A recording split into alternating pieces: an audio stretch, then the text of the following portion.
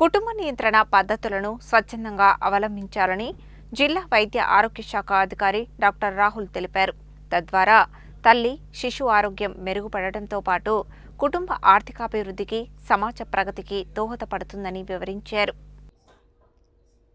ప్రపంచ జనాభా దినోత్సవాన్ని పురస్కరించుకుని నల్గొండ జిల్లా వైద్య ఆరోగ్య శాఖ ఆధ్వర్యంలో ప్రజల్లో జనాభా నియంత్రణ, కుటుంబ నియంత్రణ పట్ల అవగాహన కల్పించేందుకు ర్యాలీ, మానవహారం కార్యక్రమాలు నిర్వహించారు.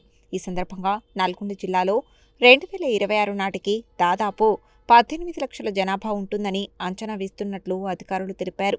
పెరుగుతున్న జనాభా వల్ల ఆరోగ్యం, విద్య, ఉపాధి, సహజ వనరులపై పడే ప్రభావాల గురించి ప్రజలకు అవగాహన కల్పించేందుకు జిల్లా వైద్య ఆరోగ్య శాఖ అధికారి డాక్టర్ రాహుల్ జెండా ఊపి ర్యాలీని ప్రారంభించారు. అనంతరం జిల్లా వైద్య ఆరోగ్య శాఖ కార్యాలయ ఆవరణలో నిర్వహించిన మానవహారంలో ఈ సంవత్సరపు నినాదమైన ప్రణాళికాబద్ధమైన కుటుంబం,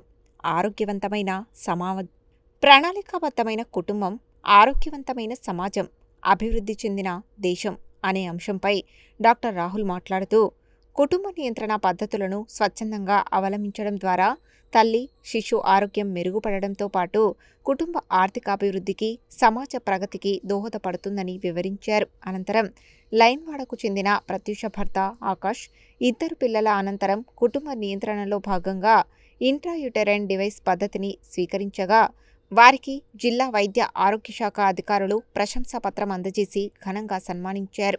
ఈ కార్యక్రమంలో కుటుంబ నియంత్రణ జిల్లా అధికారి doctor Deepa, doctor Krishnakumari, doctor Padma, doctor Jameer, doctor Tirupatirao, ఇతర జిల్లా అధికారులు, వైద్య సిబ్బంది, ఏఎన్ఎంలు, ఆశా కార్యకర్తలు పాల్గొన్నారు.